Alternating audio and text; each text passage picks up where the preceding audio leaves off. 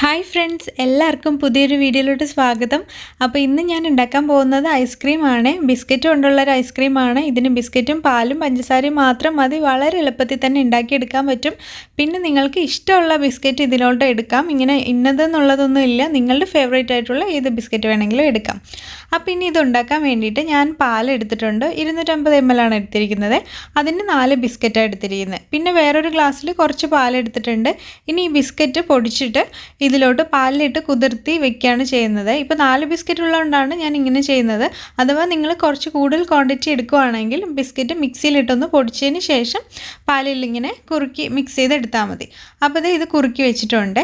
ഇനി നമ്മൾക്ക് പാല് നന്നായിട്ടൊന്ന് തിളപ്പിച്ചെടുക്കണം. ഞാനിവിടെ കട്ടിയുള്ള പാലാണ് ഉപയോഗിച്ചിരിക്കുന്നത്. കുറച്ച് ക്രീമി ആയിട്ടുള്ള പാലാണ്.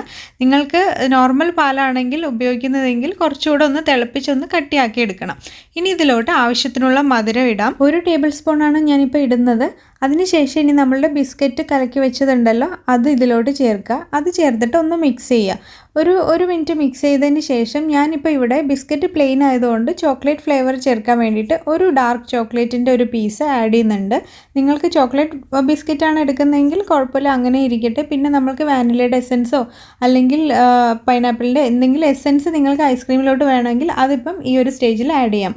ഞാനിപ്പോൾ ചോക്ലേറ്റ് ചേർത്തപ്പോൾ കുറച്ച് മധുരം കുറവായിട്ട് തോന്നിയതുകൊണ്ട് ഒരു 1/2 ടേബിൾ സ്പൂണും കൂടെ കൂട്ടിയിട്ട് മധുരം ചേർക്കുകയാണ്. നിങ്ങൾക്ക് മധുരം നിങ്ങളുടെ ഇഷ്ടത്തിനനുസരിച്ച് കൂട്ടുകയോ കുറയ്ക്കുകയോ എന്താ വെച്ചാൽ ചെയ്യാവേ. ഇപ്പോൾ ഇതേ നമ്മുടെ ഈ സംഭവം ക്രീമി ആയിട്ട് വന്നിട്ടുണ്ട്, പാലും ബിസ്ക്കറ്റും ഒക്കെ ചേർത്തിട്ട്. ഇനി ഇത് സ്റ്റൗ ഓഫ് ചെയ്തതിന് ശേഷം തണുത്തിട്ട് മിക്സിയിലിട്ടിട്ടൊന്ന് അടിച്ചെടുക്കണം. ഒരുപാട് നേരം ഒന്നും അടിക്കേണ്ട ആവശ്യമില്ല. ജസ്റ്റ് ഒന്ന് ക്രീമി പരുവാവുന്ന വരെ, ആ കട്ടകളൊക്കെ ഒന്ന് അടിച്ച് കിട്ടുന്നത് വരെ ഒന്ന് മിക്സിയിൽ അടിച്ചാൽ മതി. ഇനി ഇത് നമ്മൾ പാത്രത്തിലോട്ട് മാറ്റിയിട്ട് ഫ്രീസറിൽ ഒരു 2-3 മണിക്കൂർ വെക്കുക ചെയ്യേണ്ടത്. ഞാൻ 3 മണിക്കൂർ വെച്ചതിന് ശേഷം ഇതിപ്പോൾ വീണ്ടും എടുക്കുകയാണ്. നമ്മൾ ഗോതമ്പിൻ്റെ ഐസ്ക്രീം ചെയ്തില്ലേ, അതേപോലെ തന്നെ സ്റ്റെപ്പ് വീണ്ടും ഇതിപ്പോൾ ക്രീമി ആയിട്ട് തന്നെ ഇരിക്കുന്നത്, എന്നാലും ഒന്നുകൂടെ ഒന്ന് അടിച്ചെടുക്കാം. പൾസ് ചെയ്തെടുക്കുകയാണ് ചെയ്യേണ്ടത്. അത് പൾസ് ചെയ്തതിന് ശേഷം നമ്മൾ വീണ്ടും അതേ പാത്രത്തിലോട്ട് മാറ്റിയിട്ട് പിന്നെ ഒരു ദിവസം രാത്രി ഫുള്ളായിട്ട് വെക്കുകയാണ് ചെയ്യുന്നത് ഫ്രീസറിൽ.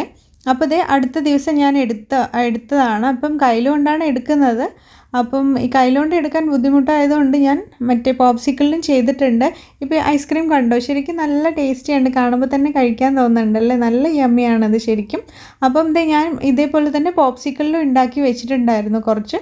അപ്പോൾ അതും ഇതുപോലെ എടുത്ത് നോക്കുകയാണ്. എനിക്ക് തോന്നുന്നു പോപ്സിക്കിളിൽ ഉണ്ടാക്കുമ്പോഴായിരിക്കും കൂടുതൽ നല്ലത്, നമ്മൾക്ക് എടുക്കാൻ എളുപ്പമായിരിക്കും. മറ്റേത് കയ്യിലും ഒക്കെ ആയതുകൊണ്ട് ഭയങ്കര ബുദ്ധിമുട്ട് എടുക്കാൻ വേണ്ടിയിട്ട്.